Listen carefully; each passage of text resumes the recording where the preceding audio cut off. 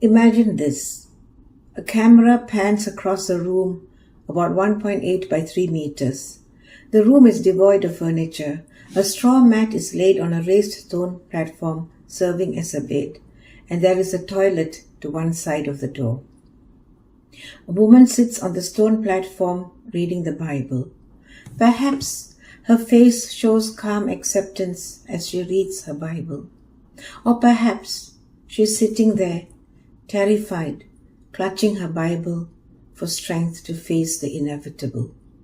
For unlike most of us who do not know the hour of our death, this woman knows exactly when she will die, and she sits there dreading that hour.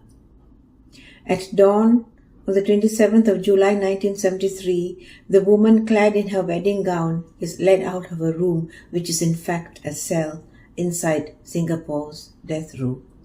She soon finds herself at a gallows, and a noose is tied around her neck, a noose that would tighten and break her neck as a trapdoor beneath is opened by her executioner. Who is this woman, and what did she do to deserve this fate? She is 34-year-old Mimi Wong, described variously as a bar waitress, a dance hostess, a bar girl, and a former cabaret queen. She was convicted of murdering her lover's wife and has the dubious distinction of being the first woman to be executed for murder in independent Singapore, and perhaps the only woman to be executed in her wedding dress. This is a story of Mimi Wong.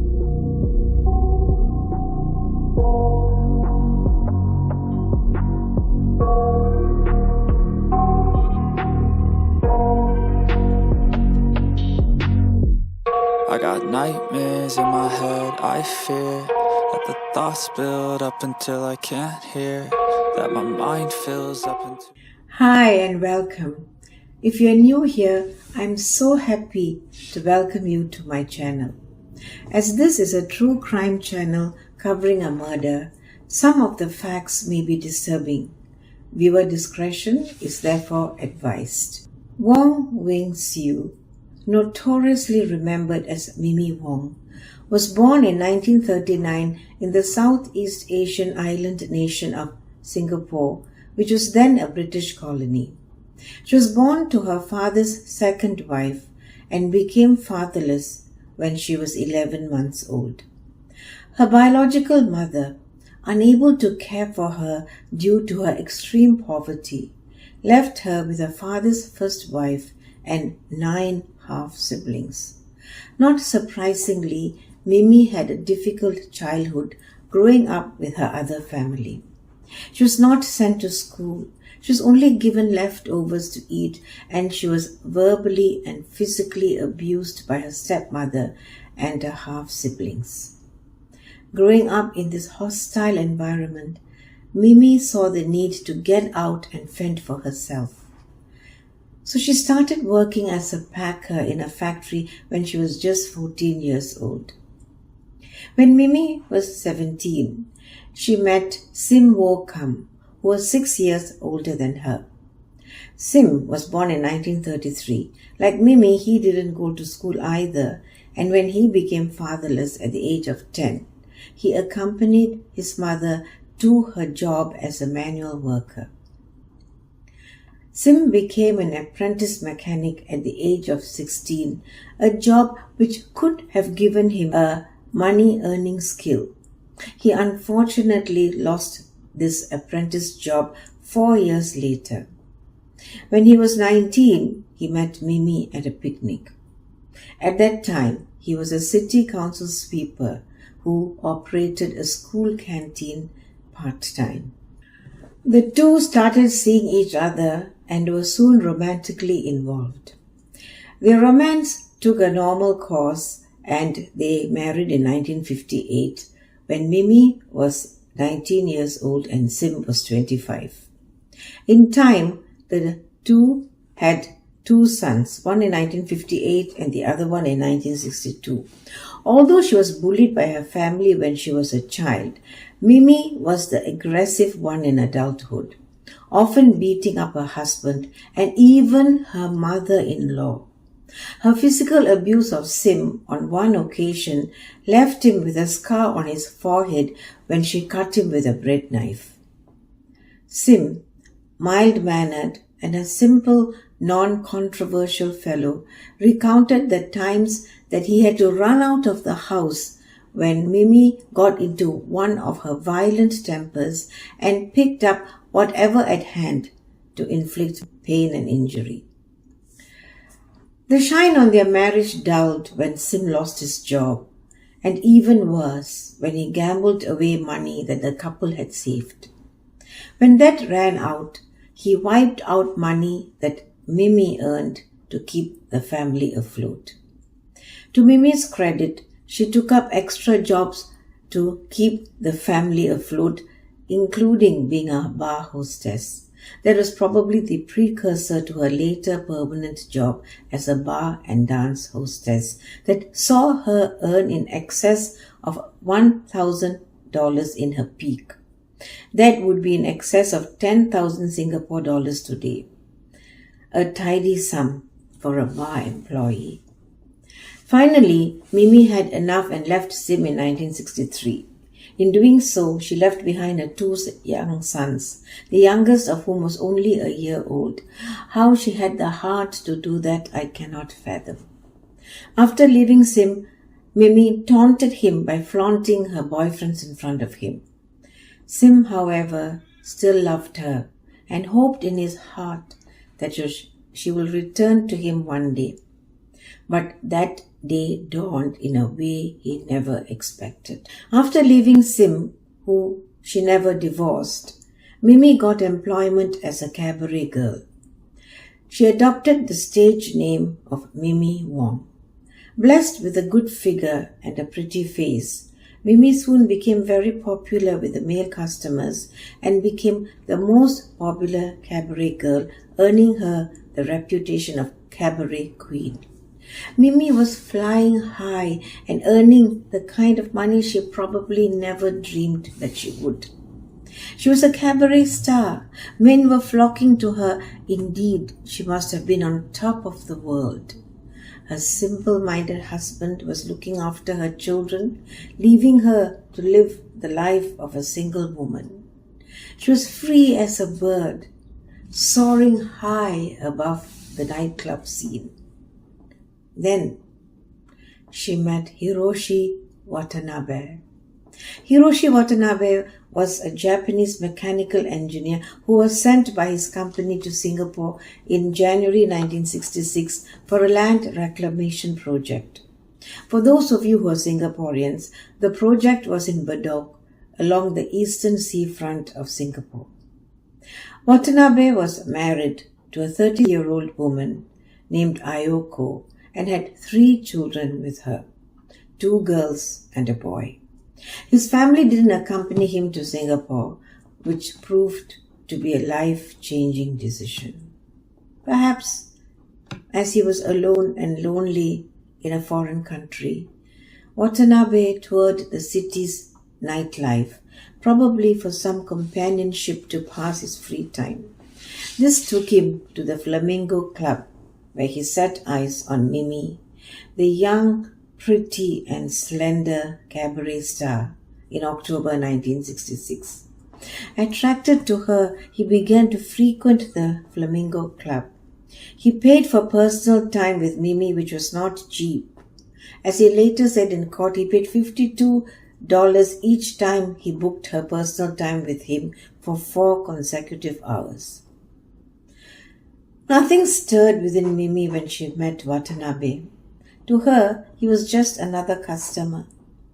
Perhaps it was due to Watanabe's persistence that her initial reluctance soon dissipated, and she started to go out with him, although she resisted being intimate with him.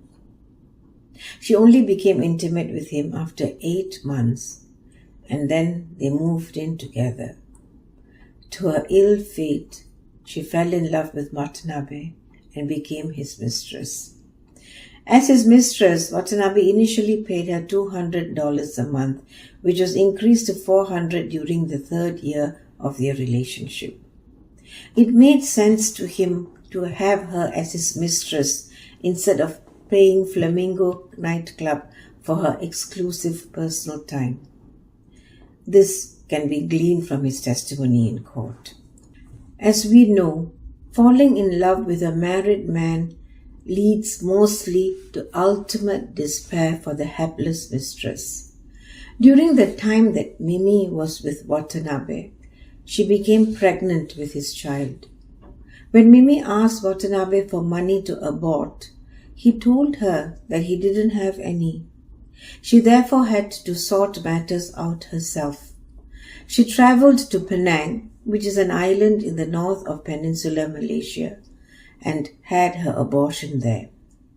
Later, in court, Watanabe said that he paid for the abortion, so we do not know. Their relationship was not without its problems. Watanabe said that Mimi was a jealous woman and they often had frequent quarrels because she suspected him of having another lover, and this led to Mimi striking him on a few occasions. He described Mimi as a woman with a forceful personality. In any event, Mimi continued her relationship with Watanabe even after the abortion, but only until she met a Hong Kong businessman sometime in 1968. No surprise, this businessman was attracted to her and they started a relationship, although she was technically still with Watanabe. It appears that Mimi even relocated to Hong Kong to be with her newly found lover. This relationship didn't last long, however, and ended as soon as Mimi became pregnant with this man's child. This careless individual showed her the door when she told him about her pregnancy. Throughout her relationship with this businessman, Mimi had maintained contact with Watanabe. She still loved him. Her love life was complicated. She returned to Singapore and gave birth to the businessman's daughter in 1969 and worked as a social escort to make her living. Her return to Singapore saw Watanabe back at her heels. They moved in together into a house with Mimi's daughter from the Hong Kong businessman. Nice and domestic. But if Mimi had hoped that Watanabe would leave his wife for her, she would have been very mistaken, because our faithless Japanese paramour had absolutely no desire to leave his wife for Mimi. In fact, while he was on one of his later trips to Japan for a vacation, he confessed to his wife about his affair. He also decided to bring his wife and children to Singapore to live with him, with Mimi hovering in the background. His wife, Ayoko, and her children arrived in Singapore on the 23rd of December 1969. Ayoko probably came to put an end to Watanabe's affair with Mimi. As for Watanabe, it is not clear why he relocated his family, and his actions were bizarre to say the least, because Watanabe decided that it would be a grand idea for his family to meet his mistress. Great decision that was, Hiroshi. I don't know in what warped universe he was living in. Now hear this. According to Watanabe's testimony in court, Mimi didn't seem upset that his family were in town and that he would have to move out from the house they shared. She apparently just wanted him to pay the deposit of $2,000 for a housing board flat, for which he actually paid $1,400. He also testified that he could afford the $1,400 because his wife was of independent means and he had asked her to bring the money for him.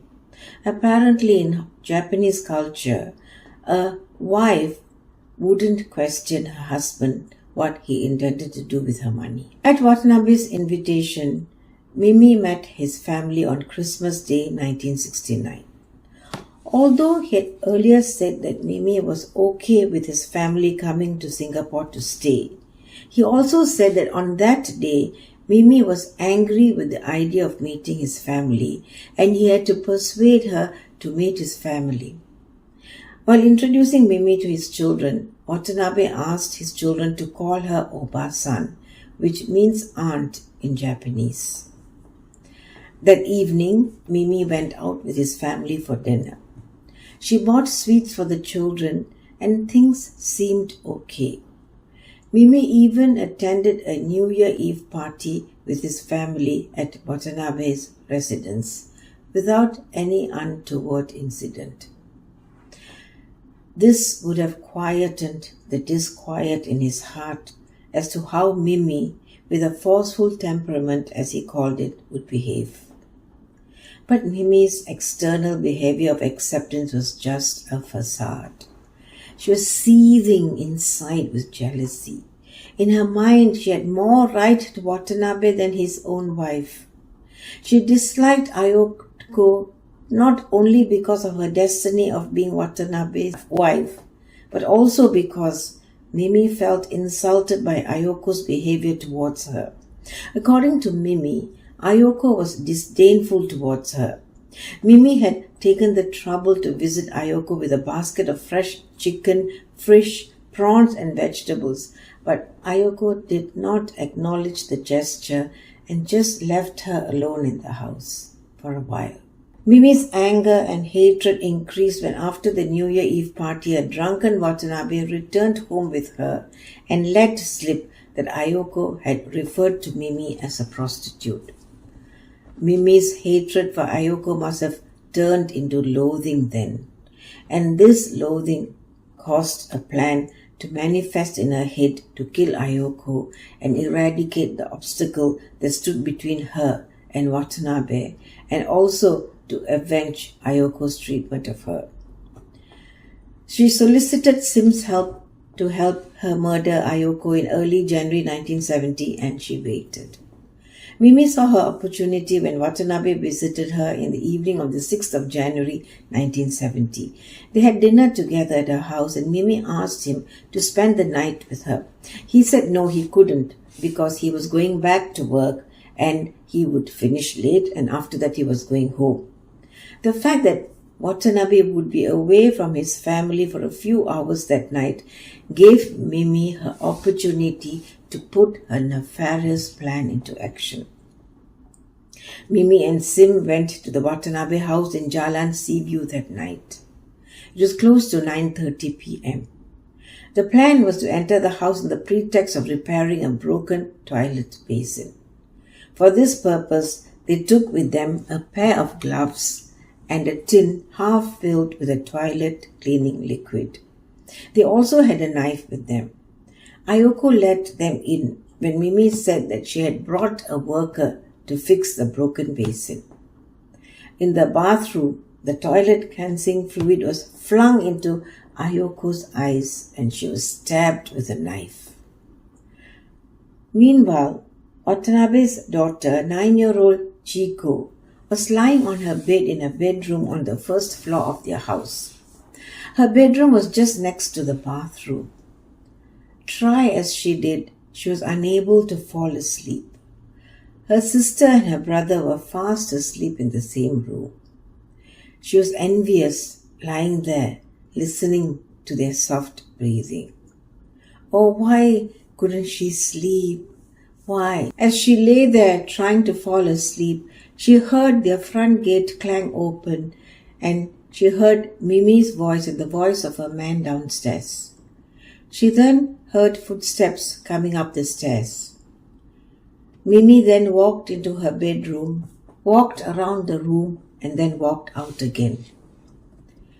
Chiko then heard voices in the bathroom and a little later she heard her mother scream. Chiko rushed out of her room and into the bathroom. A terrified Chiko saw her mother sitting on the bathroom floor, her legs astride, with blood covering her chest. Mimi was holding her mother's right hand and a man she didn't recognize was pulling her mother's left hand. Seeing this, Chico started crying and Mimi rushed to her and covered her mouth with her hand. Mimi released her hand when Chico stopped crying. Chico then rushed to her bedroom and tried to wake her 6-year-old brother up, but he was in a deep sleep. She then saw both Mimi and the man run down the stairs. Her mother stood up and staggered towards her and fell. The poor, terrified child tapped her mother on her shoulder, but her mother didn't respond. She just lay there on the floor. Ayoko was dead. Chico tried once again unsuccessfully to wake her brother up, but he didn't wake up. She ran downstairs, but there was no one downstairs to help her either. Her siblings then woke up, and all 3 children stood in front of the bathroom where their mother lay dead and cried. They were still crying helplessly when their father arrived home from work at about 10:30 p.m. that night. They told their father that Mimi and a man did this to their mother. Now, the pathologist found stab wounds on Ayoko. The main ones were 2 to her neck and 1 to her abdomen. The fatal wounds were 1 to the neck that severed the jugular vein and the 1 to her abdomen which cut the aorta and nicked the lumbar vertebra. The others were defensive wounds on her right hand. According to the pathologist, Ayoko died within 5 to 6 minutes after the fatal stabs were inflicted, and she died of shock and hemorrhage. Mimi was arrested the next day, and Sim was arrested after he was identified by Chico at an identification parade. When she was arrested, Mimi made a cautioned statement in front of a police inspector in which she said that she had been drinking the whole day of the murder. After her dinner with Watanabe, he dropped her off at Seaview Road. She then went to a nightclub and continued drinking. There, she said, she met 2 men to whom she offered money to kill Ayoko. One of the men accompanied her to Watanabe's house. By this time, she was very drunk. She walked into Watanabe's house and remembered stabbing a woman in a bathroom in her drunken stupor. She later left in a taxi. She did not know what happened to the man who had accompanied her to Watanabe's house. While she was in the taxi, she remembered her daughter, so she went home to fetch her daughter, and she said that she later found herself and her daughter in her mother's house. As for Sim, he was also arrested on the 7th of January, and he made a statement before a magistrate on the 7th of January 1970, saying that he met with Mimi on the 3rd of January 1970 when she asked him to help her kill someone for which she offered him money. He apparently advised her against it, saying that he didn't want the money. But on the 6th of January, at Mimi's request, he met her at about 9 p.m. and accompanied her to her place of work, and then they both went to Watanabe's house. There, Mimi told Ayoko that he was a plumber who had come to repair the broken basin. Mimi then took a knife out of her handbag, at which point he threw the toilet cleaning liquid on Ayoko's eyes. Then Mimi stabbed Ayoko. They both then ran away. Both Mimi Wong, aged 31, and Sim Wo Kam, aged 37, were charged with murdering Ayoko with common intention, and despite their earlier confessions, they both pleaded not guilty. Their murder trial commenced on the 2nd of November 1970 before 2 judges, Justice Tan Atta and Justice Chur Singh. Their trial lasted 26 days. Mini's caution statement and Sim's statement made before the magistrate were both allowed to be admitted into evidence despite objections by their respective lawyer. Now, The prosecution's case against Mimi was that she killed Ayoko because she was consumed by jealousy as her lover's family had come to Singapore to stay, and Mimi knew that her days with Watanabe were numbered. She therefore enlisted the help of Sim to kill Ayoko, to eradicate the obstacle. Prosecution witnesses gave damning testimony against Mimi. Mimi's stepmother testified that one afternoon in January 1970, Mimi had visited her and told her that she stabbed a Japanese woman with a small knife when she was drunk. Mimi was in tears apparently when she told her stepmother that. The court also heard evidence that after the murder, Mimi called her servant and asked her if any government people had come to the house looking for her. Watanabe also testified. He testified that he maintained contact with Simi right until his wife was murdered because Mimi had hinted to him that something bad would happen to his family if he broke up with her. So although he had made up his mind to leave Mimi and had told his wife as much, he continued with the facade to keep his family safe from Mimi. The prosecution's star witness was 9-year-old Chiko Watanabe, who told the court what happened that night. Now, a psychiatrist testifying for the prosecution said that Mimi was not suffering from any abnormality of mind and that she knew what she was doing that night that Ayoko was murdered. Mimi's defense was that she did not stab Ayoko and that it was Sim who stabbed and killed Ayoko. According to Mimi, she was enraged by Ayoko's treatment of her and she just wanted to slap Ayoko, just rough her up a bit. But Sim apparently had other plans. He is the one who threw the cleaning liquid at Ayoko's eyes while she grappled with Ayoko. She asked Sim to leave, but he refused. And after she had slapped and shoved Ayoko, she fell on top of Ayoko. She ran off while Sim was still in the bathroom. She tripped and she fell down the stairs. She ran out of the house and Sim then joined her. Mimi also relied on the limited defense of diminished responsibility on the ground that she was so drunk at that time that she didn't know what she was doing. A doleful Mimi told the court that the incident with Ayoko would never have happened if she was not so blind drunk. To justify her plea of diminished responsibility, she called a psychiatrist who testified that Mimi at that time may have been suffering from Japanese encephalitis so as to render her incapable of rational thought. So in a nutshell, Mimi's defense was that she only slapped Ayoko, and that too because she was too drunk, while it was Sim who killed Ayoko. Now, two can tango, right? So Sim, in his defense, also departed from his statement and told the court that it was Mimi who stabbed Ayoko, whom he did not know and he had no reason to kill. According to him, Mimi took him to Watanabe's house to fix a broken basin, and while he waited outside the bathroom, Mimi and Ayoko went into the bathroom to tidy up.